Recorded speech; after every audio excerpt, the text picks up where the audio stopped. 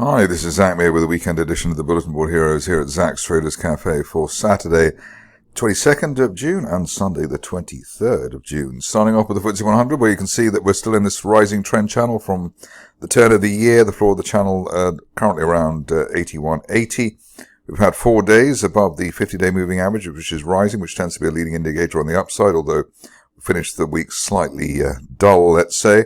RSI still above neutral 50, but we're looking to hit up to 8,300 while we're above that 50-day line around 8,200 on an end-of-day close basis. But clearly we want to hold the floor of that rising trend channel, 81.80, over the near term.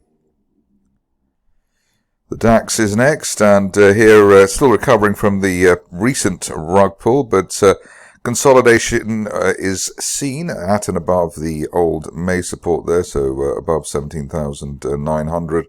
And what we're waiting for here is an end-of-day close back above the 50-day line, 18,300, to take us back up to the highs of the year. Perhaps by the end of next month is the best case scenario target. Worst case would be 17,500, but I don't think it looks as though we're going to go there anytime soon, unless there is a big change in the fundamentals. Moving on to the Dow, and the market here ending the week in quite a decent fashion, above 39,000, and spending the second half of the week above the 50-day line there, 38,700. RSI 56, which is just the perfect place for potential move to the upside. So we are looking for 40,000 plus, while we remain above the floor of the channel there from last summer, and the 50-day line, 38,600 to 700, that sort of support area for this market. If you're a fan of US stocks and looking for the best case scenario, would be 41,300 by the end of next month, which is the top of the summer 2023 rising trend channel. We do break down, not expecting anything worse now than 37,700, basically the late April, early May support. Bitcoin is next on the list, and not great is probably the official description at the moment. We do have a rising 50-day line, but we've fallen out of the floor of that rising trend channel from the beginning of the year, and the longer we stay below the 50-day line, even though it's rising at 66,600, the greater the chance of a move down to the 60,000 area, or even the 200-day line, currently at 57,200. So not very impressive unless we get that end-of-day close back above the broken February support line and the 50-day line. Moving on to gold, and here the picture was looking a little better on Thursday, but we seem to have fizzled out on Friday, so a bull trap through the 50-day line and also through the May resistance line. So back to the drawing board there, above 23.80 now, the trigger for a move to 24.50. Otherwise, we still risk May support there at 22.80. RSI now well below neutral 50 of 46, so that suggests that 22.80 is on its way, at least as terms of a retest of support. Moving on to the stocks, and starting off with Avacta, where I saw some person on Twitter congratulating somebody else on Twitter. What a great job they've done in calling the stock of Avacta up from the 40 pence area to 47 pence. Good luck to them, obviously, because I'd like to take the credit myself, but apart from such vanity, the situation now with Avacta is that we did have that break out of that resistance line there from back in April. That was during the week, and that was a decent trigger for the upside move, apart from the arrival of a new board member. We were also looking for this stock to turn after multiple tests of that uptrend line in the RSI window since March. So the charting worked there. Depending on who takes the credit, we are looking for this to go up to as high as 53p over the next week or two, which is the top of that broadening triangle from April. And obviously I will thank the other chartists in advance if we get up to 53 pence, etc., etc. Ideally, there's no end-of-day close back below 44 pence from now. On to Aminex, which is a bit of a dark horse, but worth having a look at. We also already had the shares retreat from a decent rally from April through to May. Looks like we're bouncing off, well, we've already ricocheted off a rising 50-day line. Nice hammer candle there on Thursday, and it looks as though there is a bit of interest in there. Ideally, if you're cautious, you wait for an end-of-day close above 1.65, hopefully only next week to then take us up to the top of the rising trend channel there from back in December through to 2.25 pence, maybe as soon as the end of next month. But the ideal scenario is we hold above that 50-day line just below a penny and a half. On to Audioboom, which has been a ride from hell over the recent past. Shares very frustrating. PR of the company very frustrating as well. But rising trend channel base there from back in July. The good news is that we've had support for the stock at and above the now rising 50-day line since the beginning of last month, and that should be enough to give us a move finally up to £3.50, £3.60 by the end of next month. Obviously, there have been many false dawns here, and a bit of a horror story in terms of most aspects, but there is a line of resistance there from back in February last year, and you might be looking for that to be broken on obviously recent May resistance around the £2.70 level as confirmation that we are finally on our way. Earlier end of day closed back below the rising 200-day line at £2.27, really delaying the notional recovery scenario there. On to Bradda ahead, where I believe that we've had decent news here in terms of one of its projects. Rising trend channel there from back in December, top of the channel there, 2.4 pence, which hopefully will hit in a matter of days. If you're a fan of the shares and looking for greater glory, then the next level up here could be up as high as 3.35 pence by the end of next month.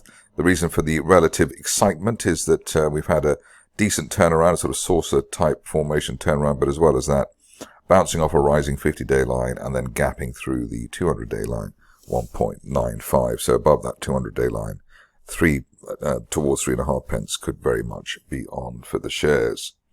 On to Belluscura, which has an interesting turnaround here again, bouncing off a now rising 50-day line, a U-shaped bull flag, as I would call it. If you're cautious, maybe wait for an end-of-day close through the 18 pence area, which is also the top of that gap down that the shares had in March, but looking for 30 pence by the end of next month after the turnaround here that we've had over the last 4 to 6 weeks. Only an end-of-day close back below the 50-day line at 11 pence, really delaying the upside or notional upside scenario.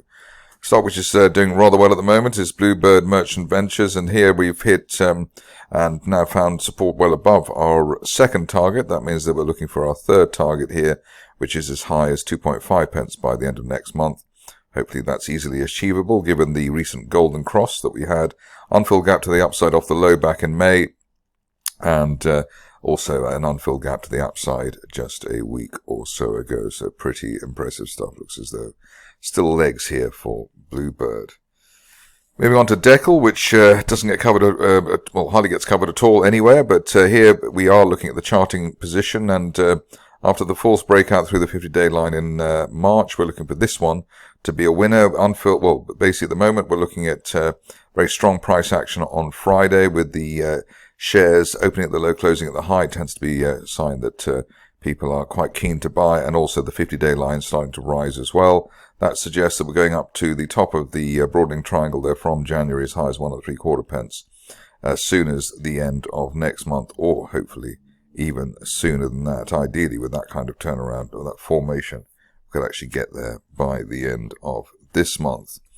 Greatland is next, where it still seems amazing that the company's managed to keep its shares down to just the 7 or 8 pence level for so long, but things do look as though they're finally getting better. That's on the basis of the rising 50 and 200-day lines. The 200-day line now rising there at 7.47 pence. And we've also had double, triple bounce off RSI 50. That tends to be a leading indicator on the upside. So looking for 9 pence, hopefully in a heartbeat, which means a week or two, and maybe up to 11 pence plus by the end of next month. It's been a long time coming, but it does look as though, on a technical basis at least, the shares are going to turn around and move quite well. Early and end of day close now back below the 50-day line, really delaying the idea of a relatively swift move to 11 pence. Next up is Kendrick, where the reason for the rise in shares was revealed on Friday around midday. Colin Bird buying the shares, was in at 19% on the share register. Initial target, the second target here was up to 0.96 pence. First target was 0.72, and that was delivered very quickly. And the next target could be up to as high as 1.5 pence by the end of next month, while we remain above the old target of 0.72. A rather difficult chart to chart is coming up next, Kropz, but the interest here is the way that the 50 and 200 day lines are both rising. We already talked about that before, and the other thing of interest is that we've broken the middle of that W shape there, around 2.5 pence on an end-of-day close basis, so looking for at least 3.8 pence by the end of next month, or even sooner than that. Hopefully the run-up to a golden cross over the next week or two will speed up the price action yet more than it has, or even more than it has so far. On to MetalNRG, which after a rather spiky day on Friday has closed above I think that's our fourth target there now. First target was around 0.8, then up to 0.12, then 0.21, and then finally 0.28. Current situation is we're looking for a best case blow-off move to up to as high as 0.43 by the end of next month, while we remain above the recent resistance around 0.24, so about 0.24, looking for up to 0.42, 0.43 on MetalNRG. On to Mosman, where it's another stock, another lap of honor here. I'm not sure how many other people have taken the credit for this, but this is the stock has hit our second target there, 0.47, above 0.47, looking for as high as 0.69 by the end of next month, and ideally we stay now on the right side of 0.4 while we do that. RSI overbought rather, but we are in the wake of a decent unfilled gap to the upside, and golden cross back in the beginning of this month, so we're hoping we will keep on trucking with Mosman. On to what looks like a very strong chart indeed, Northcoders. Here you can see that we've had a gap down there back in September, and then a gap higher for June, and that's Bear Trap Island reversal because we went to new lows. And in fact, there was also a gap higher back in January. So it's a double, triple version of what we want to see. Initial target here, £2.25 by the end of next month. Could be even sooner than that. Could even be by the end of this month. And I would even be daring enough to say that after that, we could see the next line hit there as high as £3.75 over the course of the summer. This stage only back below the recent resistance are in the 175 area on a mid-close basis, really delaying the upside scenario. And the other point to note, apart from the unfilled gap to the upside, is the way that both the 50 and 200 day lines are rising well.